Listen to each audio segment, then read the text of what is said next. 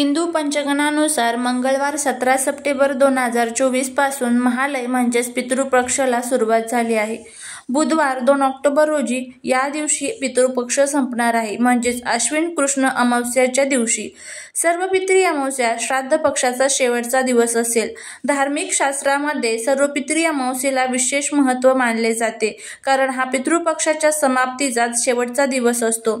शास्त्रानुसार रोहिणी आणि अभिजित काळात श्राद्ध करावे. सकाळी देवांची आणि दुपारी पितरांची पूजा, याला कुपुत काल म्हणतात. असं म्हटलं जातं की या दिवशी आपण त्या विस्मृत पितरांचे श्राद्ध करतो जे येऊ शकत नाहीत किंवा ज्यांना आपण ओळखत नाही. त्यामुळे या दिवशी श्राद्ध अवश्य करावे.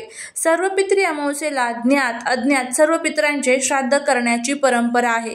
जर एखाद्याला काही कारणांमुळे श्राद्ध तिथीला श्राद्ध करता येत नसेल किंवा श्राद्धाची तारीख माहीत नसेल तर सर्व पितरी श्राद्धाला या अमावस्येच्या दिवशी श्राद्ध करता येते. असं मानलं जातं की या दिवशी सर्व पूर्वज तुमच्या दारात उपस्थित असतात. सर्व पितरी अमावस्येला तर्पण, पिंडदान आणि ऋषी, देव आणि पितरांची पूजा केल्यानंतर पंचबली विधी केला जातो. 16 ब्राह्मणांना अन्न अर्पण केले जाते किंवा त्यांच्या क्षमतेनुसार दान केले जाते. जर वारस नसेल तर पंतू किंवा कुटुंबातील कोणत्याही सदस्याला श्राद्ध करता येते. श्राद्ध पक्षाच्या दिवसामध्ये आणि विशेषतः शेवटच्या तारखेला म्हणजेच अमावस्येच्या दिवशी घरगुती कलह, क्लेश, दारू पिणे, चरखा, मांसाहार, वांगी, कांदा, लसूण, शिळे अन्न, पांढरे तीळ, मुळा, करवंद, काळे मीठ, सत्तू, जिरे, मसूर, मोहरी, हरभरा आदी पदार्थ निषिद्ध मानले जातात. आपल्या शास्त्रामध्ये सर्वपित्री अमावस्येला विशेष महत्त्व दिलं जातं. श्राद्ध घरी, पवित्र नदी किंवा समुद्र किनारी, तीर्थक्षेत्रात किंवा वटवृक्षाखाली, गोठ्यात, पवित्र पर्वतावर, शिखरावर, दक्षिणेकडे तोंड करून सार्वजनिक पवित्र भूमीवर केले जातात. तुम्हाला हवे असल्यास तुम्ही संपूर्ण गीतेचे पठण करू शकता किंवा पितरांच्या शांतीसाठी आणि त्यांच्या आशीर्वाद मिळवण्यासाठी आणि त्यांना मार्ग दाखवण्यासाठी किंवा मोक्षासाठी सर्वपित्री अमावस्येच्या दिवशी गीतेच्या 2 किंवा 7व्या अध्यायाचं पठण करू शकतात. सर्वपित्री अमावस्या ही पूर्वजांना निरोप देण्याची शेवटची तारीख आहे. पूर्वज 15 दिवस घरात बसतात आणि आम्ही त्यांची सेवा करतो. नंतर त्यांच्या जाण्याची वेळ येते, म्हणून याला सर्वपित्री मोक्ष अमावस्या, पितृ विसर्जनाची अमावस्या, महालय समापन आणि महालय विसर्जन असेही म्हणतात. सर्वपित्री अमावस्येला पितृसुक्तम पठण करणे, त्याचबरोबर पितृगायत्री मंत्र, पितृकवच पठण करणे, पितृदेव चालीसा, आरती, गीता पाठ आणि गरुड पुराण यांचे अत्यंत महत्त्व आहे. या दिवशी सर्वपित्री अमावस्येच्या दिवशी वर्षातले शेवटचे सूर्यग्रहण असणार आहे. सर्वपित्री अमावस्येला सर्व पितरांच्या नावाने श्राद्ध केल्याने पितरांचे आत्मे तृप्त होतात आणि पितृदोषापासूनही मुक्ती मिळते.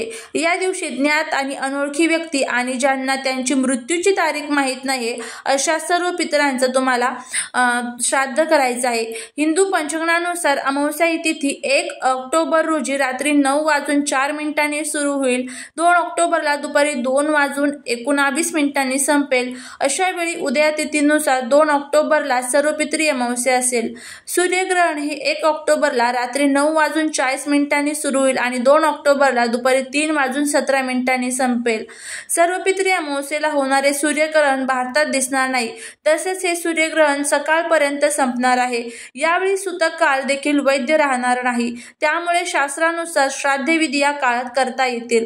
सर्वपित्री अमावस्येच्या दिवशी शेवटचे श्राद्ध केले जाते. पितरांच्या नावाने श्राद्ध केल्यामुळे आपल्याला जे काही पितृदोष आहेत तर ते सर्व दूर होण्यासाठी मदत होत असते.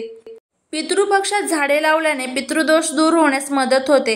पौराणिक मान्यतेनुसार भगवान विष्णू पिंपळ, बाभूळ, तुळस इत्यादी वनस्पतींमध्ये वास करतात आणि इतर वृक्षांमध्येही देव वास करतात.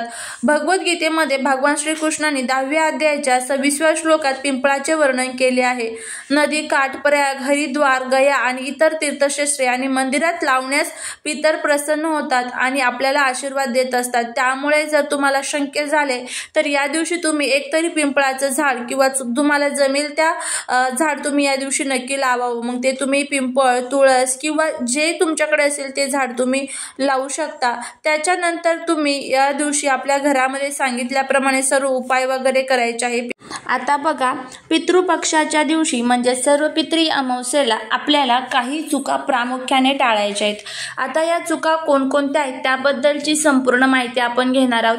या दिवशी आपले पूर्वज पृथ्वी तलावरती आलेले असतात आणि त्यानंतर ते पितृ अमावस्या संपली की आपल्या पितृलोकामध्ये ते परत जात असतात। तर आपल्याला या पितृ अमावस्येच्या दिवशी म्हणजे सर्व पितृ अमावस्येला त्यांचं स्मरण हे आवर्जून करायचं आहे। चुकून सुद्धा तुम्ही असं करू नका की त्यांच्यासाठी काही उपाय आणि सेवा तुम्ही करणारच नाही, तर त्यामुळे तुम्हाला गाईला, गावळ्याला किंवा कुत्र्याला घास हा खायला द्यायचा आहे। त्याचे व्हिडिओही चॅनलवरती टाकलेले आहेत, तेही बघा। त्याच्यानंतर या दिवशी म्हणजे सर्व पितृ अमावस्येला घरामध्ये ब्रह्मचर्याचं पालन करायचं आहे। चुकूनही आपल्याकडनं लहान मोठ्या जी माणसं आहेत त्यांचा अपमान होणार नाही याची काळजी घ्यायची आहे। घरामध्ये आपला शत्रू जरी आला त्याचाही मान सन्मान करायचा आहे या दिवशी।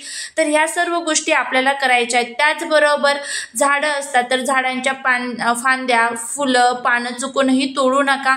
आणि जर पिंपळाचं झाड आजूबाजूला असेल तर पिंपळाच्या झाडाखाली तर दिवा हा लावायचा तर आहेच आहे, पण चुकूनही पिंपळाच्या झाडाला स्पर्श करू नका। ह्या सर्व गोष्टी आणि ह्या चुका टाळायच्या आहेत। आता कोणकोणत्या भाज्या खायच्या नाही तर ते बघा।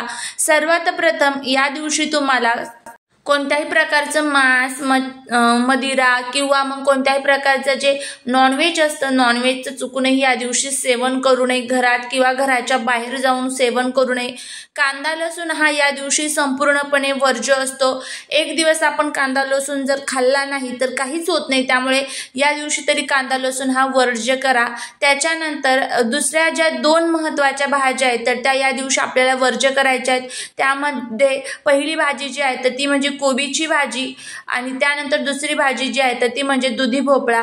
तर तो जो भोपळा असतो पांढऱ्या कलरचा तर तो भोपळा आणि कोबीची भाजी ह्या दिवशी आपल्याला संपूर्णपणे वर्ज्य करायची आहे। त्याच्यानंतर जे कडधान्य आहे कडधान्यांमध्ये जे काळे हरभरे असतात बघा, तर ते हरभरे आपल्याला वर्ज्य करायचे आहेत। उडदाची डाळ वर्ज्य करायची आहे आणि त्याचबरोबर आपल्याला या दिवशी जी मसुराची डाळ असते तर ती देखील आपल्याला वर्ज्य करायची आहे। तर अशा पद्धतीने हे कडधान्य आणि या भाज्या आहेत तर त्या चुकूनही या दिवशी खाल्ल्या जात नाही। तर त्याच्यामुळे या सर्व गोष्टींचं पालन करून आणि त्यानंतरच आपल्याला आपल्या घरामध्ये आपल्या पूर्वजांची सेवा करायची आहे। पितृस्तोत्र, पितृस्तुती या सर्व स्तोत्रांचं आणि मंत्रांचं पठण करायचं आहे। तर अगदी अशाच पद्धतीने हा जर तुम्ही सर्व पितृ अमावस्येचा दिवस घालवला तर जो काही पितृदोष आहे तर तोही दूर होईल आणि त्याचबरोबर आपल्यावरती असणाऱ्या सर्व ज्या काही नकारात्मक शक्ती आहेत तर त्या सुद्धा दूर होण्यासाठी मदत होईल। तर नक्की हा जो उपाय आहे तर ते करा आणि या गोष्टींचं पालन करा।